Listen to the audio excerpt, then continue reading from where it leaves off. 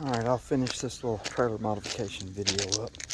So what I did, I already talked about, I got the ramps in here, and the ramps have been modified. And then also, because this trailer pivots right here, it's a pivot point. When you're taking equipment on and off the back, it won't, the trailer can want to rise up in the front, especially if you put a lot of weight on it. Because really there's not, I mean, I know the hydraulic system should lock somewhat, but it's just got these little keepers right here, which really aren't much. And I don't even know really how much they do. Maybe I'm just not really sure. This is just really doesn't even hit hardly. And I'm not exactly sure what that's supposed to be doing. I'm sure there's some type of hydraulic lock mechanism on here. But what I did to help the customer out is I put on two 3,500-pound drop jacks sidewise. Now these aren't, I've got them on here now just so when they come pick it up they can see it.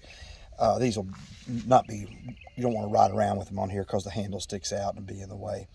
But really what this is for is when you're unloading equipment, you can just drop that jack to the ground, snug it up a little bit, and I've got one on both sides. Like I said, these will be something that'll just need to be kept in the truck when they're going to move.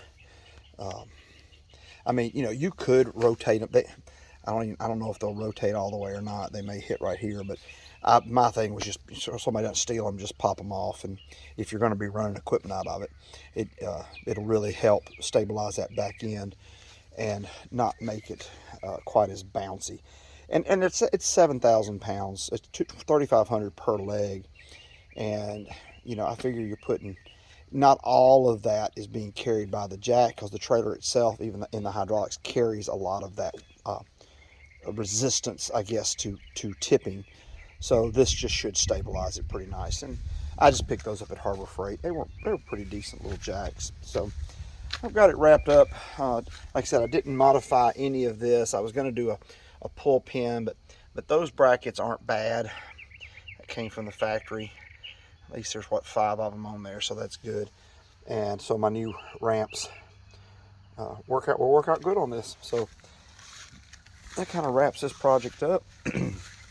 And I mean, this trailer's a pretty well built trailer. Trailer manufacturers have a tough thing of trying to find the line between build it heavy enough and not overbuild it too much where your cost just goes through the roof, and because none of these trailers are cheap, but especially the heavier duty ones like this. But generally it's a pretty nice trailer. But maybe this gives you some ideas of something you might want to do for yours if you're trying to carry equipment in your trailer, because this is a pretty good size. I mean, this is a pretty big bed. You can get a pretty good sized piece of equipment in here. I think I can't remember if this is 14 feet.